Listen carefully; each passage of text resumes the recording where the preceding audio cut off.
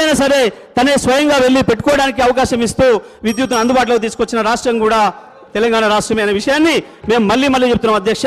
లేదంటే ప్రూవ్ చేసుకుంటే ఎక్కడైనా చేయొచ్చు. మేము అన్న ప్రతి మాట కూడా కట్టుబడి ఉన్నాం, అందులో సందేహం లేదు అధ్యక్ష. ఇక అప్పుల విషయానికి వస్తే అధ్యక్ష, అప్పులు అనేవి ఇవాళ ఈ సభలో ఉన్న అందరికీ ఉన్నాయి అధ్యక్ష. నాకు కూడా ఉంది అప్పు అధ్యక్ష, నాకు కూడా ఉంది. నేను ముగిస్తున్నాను అధ్యక్ష, వారు నాగమని చెప్పండి, తర్వాత మాట్లాడుకోవచ్చు. వాళ్ళు చాలా ఉంది, వాళ్ళకి మాట్లాడుకోవడానికి ఎన్ని గంటలు ఇవ్వచ్చు, మాకు కూడా కూర్చొని ఒప్పుకుంది అధ్యక్ష. ఇవాళ ఈ సభలో ఉన్న మన పెద్దలందరికీ కూడా చాలామందికి అప్పులు ఉన్నాయి అధ్యక్ష.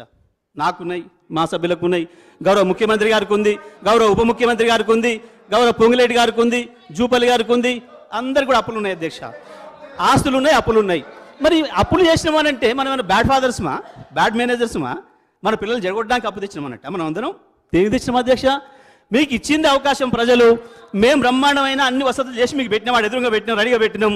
24 గంటలు అన్ని రంగాలకు విద్యుత్ సప్లై చేయడానికి కావాల్సిన మొత్తం ట్రాన్స్మిషన్ సిస్టమ్ను డెవలప్ చేసినాం, డిస్ట్రిబ్యూషన్ సిస్టమ్ డెవలప్ చేసినాం. ఉత్పత్తి విషయంలో కూడా 24,000 మెగావాట్ల టార్గెట్ పెట్టుకొని చేసినాం. ఇప్పటికే 19,000 చేరుకుంది.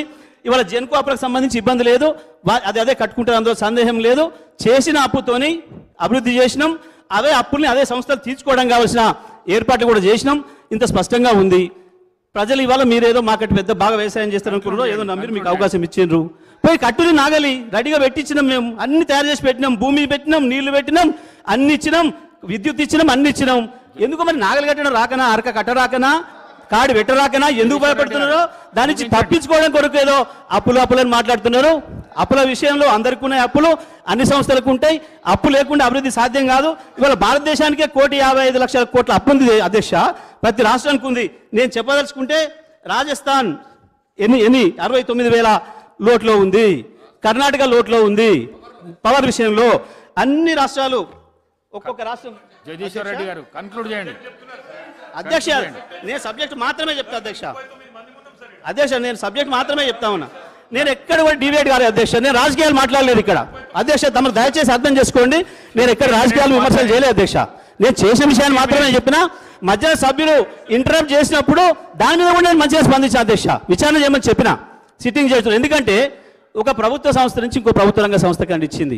వాళ్ళు నిన్న పేర్కొన్న BHEL మేమే స్థాపించడం ఏదైతే చెప్పినో, మరి వీరికి ఈ మంత్రి గారికి అవగాహన లేనట్టుంది. అది మీరు పెట్టిన సంస్థే, దానికే ఇచ్చాం అధ్యక్ష, మేము ఇచ్చింది దానికే ఇచ్చాం, ఎవరికో ఇవ్వలేదు. పారదర్శకంగా పిలిచి బహిరంగంగా వారికే ఇచ్చాం, వారు ముందుకు వచ్చారు కాబట్టి అందులో సందేహం లేదు అధ్యక్ష. ఇక వారు ఇంకోటి కూడా భద్రాద్రి గురించి కూడా మాట్లాడారు అధ్యక్ష. భద్రాద్రి కూడా చెప్తారు అధ్యక్ష.